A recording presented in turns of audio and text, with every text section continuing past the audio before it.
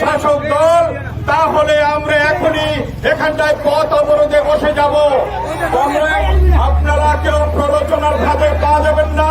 শাসক দলের আজকের কোন অনুমতি নেই কর্মসূচি, অথচ তারা আমাদেরকে বাধা দেওয়ার জন্য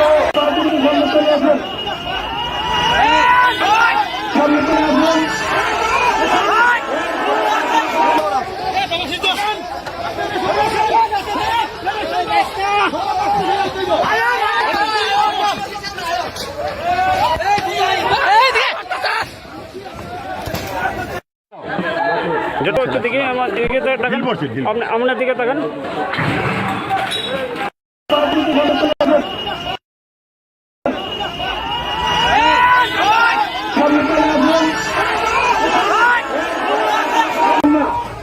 এদিকে যাবেন না, মিছিলে চলে আসেন। এদিকে যাবেন না, আমরা এখানে পথসভা করবো।